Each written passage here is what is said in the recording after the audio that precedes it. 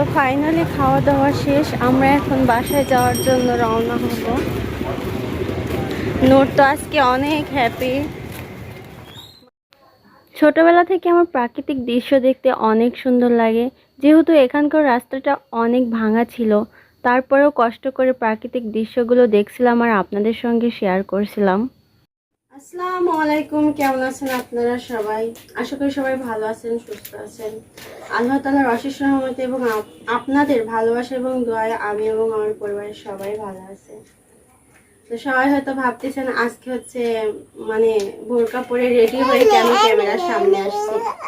তো আজকে হচ্ছে ক্যামেরার সামনে আসার কারণ হচ্ছে একটাই, একটু বাইরে যাব আর কি। তো কোথায় যাচ্ছি আপনারা পুরো ভিডিওটি দেখলেই বুঝতে পারবেন। আর আমি যাইতে চাইছিলাম মনে করেন যে একা চুপি চুপি, কিন্তু সেটা আর হলো না। নূরও আমাকে দেখে ফেলছে, দেখে ফেলার পরে বলছে যে আম্মু আমিও যাব। নূর যাবা তুমি? তুমি রেডি?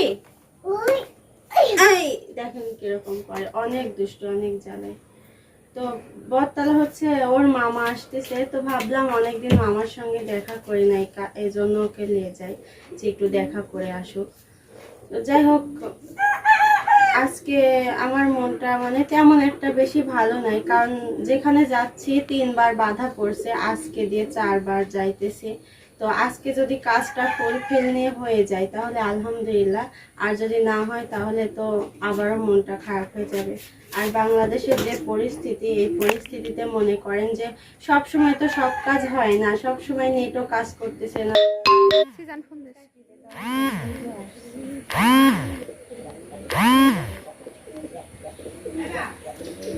তো আজকে হচ্ছে এই বোরকাটা পরছি, কেমন লাগছে সবাই জানাবেন কমেন্টে।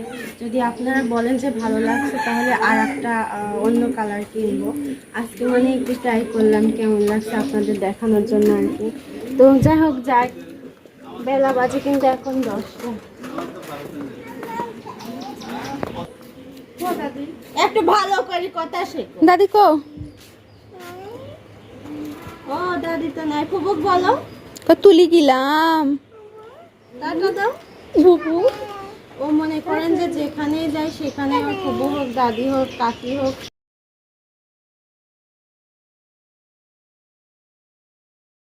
আমি ভাবছিলাম যে আমি হয়তো আগে রেডি হয়ে যাব, রাস্তার উপরে অনেকক্ষণ দাঁড়াই থাকতে হবে আমাকে, কিন্তু না, এসে দেখি উল্টো। আমার ভাই তো অনেকক্ষণ এসে দাঁড়াইছিল, সমানে আমার ফোনে SMS করছিল এবং নক দিচ্ছিল যে আমি বাসা থেকে বের হচ্ছে নাকি এটা জানার জন্য। তো যাই হোক, ভাই আগে চলে আসছে, এসে বাড়ির সামনে দাঁড়াইছিল, বাড়ির মধ্যে গেছিল না। তো আমি হচ্ছে এখন ভাইয়ের গাড়িতে চড়ে যাচ্ছি, হচ্ছে যেখানে যাওয়ার উদ্দেশ্যে রওনা হয়েছি ওখানে যাইতেছি। তো যাওয়ার সময় প্রাকৃতিক দৃশ্যগুলো দেখতে অনেক ভালো লাগলো। আর ছোটবেলা থেকেই তো আমার প্রাকৃতিক দৃশ্য দেখতে অনেক সুন্দর লাগে, কি আর বলবো। আমি যেখানে যাই না কেন যদি প্রাকৃতিক দৃশ্য দেখি তাহলে আমি একদম নিজেকে ঠিক রাখতে পারি না। আমার মনে হয় সবুজ ক্ষেত কিংবা সবুজ গাছগাছালি দেখতে অনেক ভালো লাগে, আর সাথে সাথে আমার মনটাও অনেক ভালো হয়ে যায়। তো আমার ভাই বাইকটা অনেক জোরেই চালাচ্ছিল, আর নূর তো অনেক গল্প করতেছিল মামার সঙ্গে।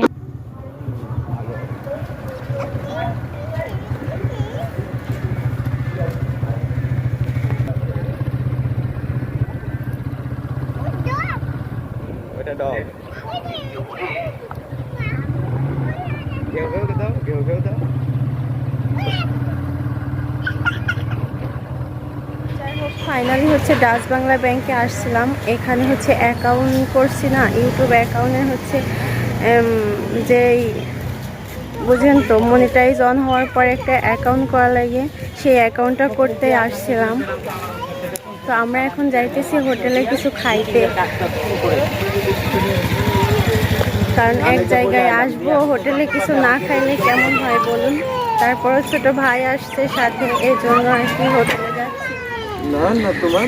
মামা আর ভাগ্নির সেই গল্প হচ্ছে।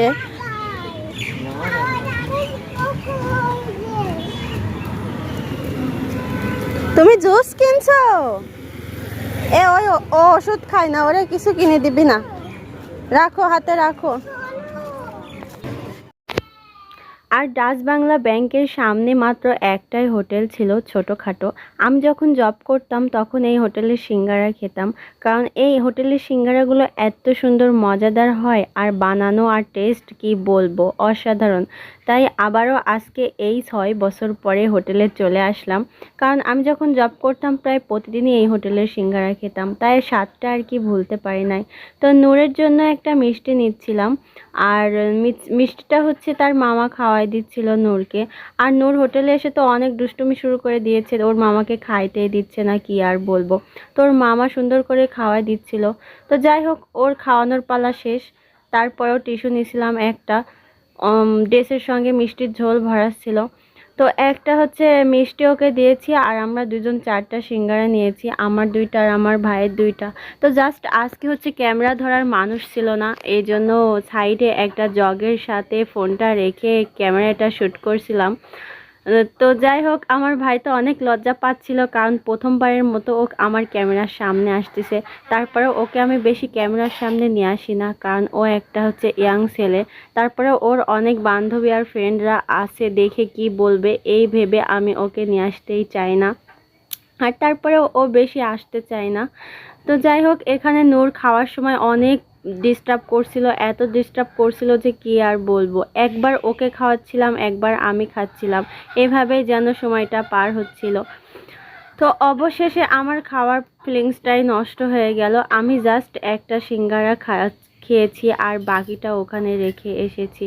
আর সিঙ্গারার সঙ্গে আজকে টক দেই নাই, কারণ আজকে আমাদের ভাগ্যটা এতই খারাপ ছিল যে আজকে টক পাই নাই, টক ফুরাই গিয়েছিল। আমি ভাইয়ার সঙ্গে কথা বলছিলাম, ভাইয়া টক দেওয়া যাবে, ভাইয়া বলছিল আজকে টকটা ফুরাই গেছে। তো আমাদের খাওয়া দাওয়া শেষ, এখন বিল দেওয়ার পালা। তো নূরের সঙ্গে হচ্ছে যাচ্ছে মামা, আগে আগে ভাগ্নে পিছে পিছে বিল দিতে যাচ্ছে। মাত্র 50 টাকা হয়েছিল বিল, 100 টাকার নোট দিছিল। বিলটা আমার ভাই পে করছিল। তো ফাইনালি খাওয়া দাওয়া শেষ, আমরা এখন বাসায় যাওয়ার জন্য রওনা হব।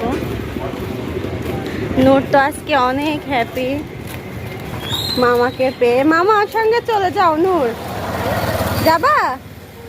মামার সঙ্গে চলে যাও। ও বলছে তুমি যাও তারপরে আমি যাব, মানে আমি গেলে তারপরে নূর মামার সঙ্গে যাবে। অবশ্য আমরা কিছুদিন পরে আমার মায়ের ওখানে বেড়াইতে যাব, নূরের নানির ওখানে। তো এখন হচ্ছে ব্যাংকের সামনে গাড়িটা রেখে আসছি, আমরা গাড়িটা নিব, নেওয়ার পরে বাসায় চলে যাব। তুমি তুমি আমার সঙ্গে থাকো।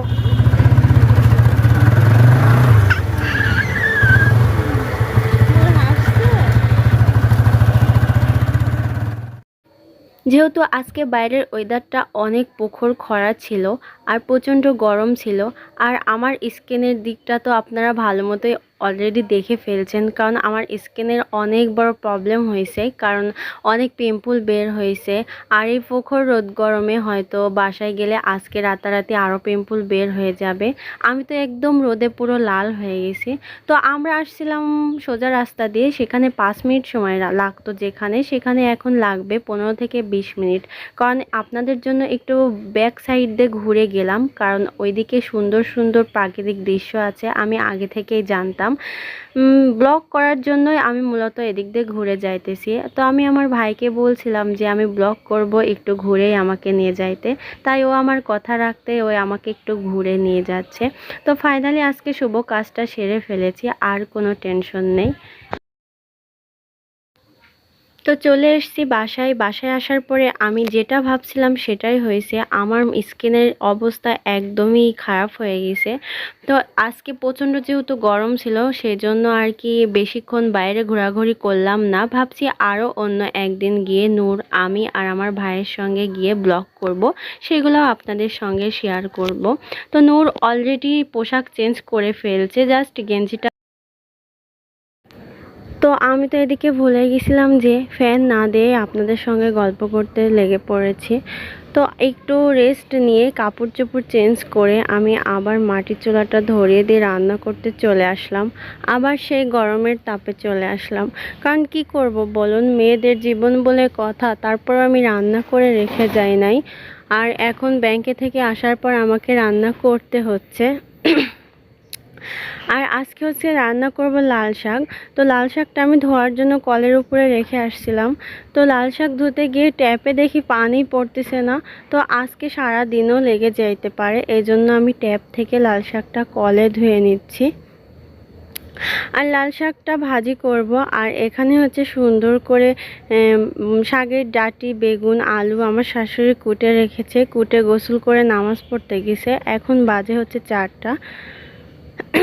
তো যাই হোক, এখানে পেঁয়াজ রসুনগুলোও ছোলা ছিল। তো এখন ঝটপট রান্নাটা সেরে আমি গোসল করব, তাই কাজ শেষ। তো আজকের ভিডিওটি এই পর্যন্তই। আজকের ভিডিওটি কেমন হয়েছে সবাই কমেন্ট বক্সে জানাবেন। আর অবশ্যই আমার চ্যানেলটি ভালো লাগলে সাবস্ক্রাইব করবেন। সবাই ভালো থাকবেন, সুস্থ থাকবেন। আল্লাহ হাফেজ। আগামীকাল আবার নতুন একটা ব্লগ নিয়ে আসার চেষ্টা করব।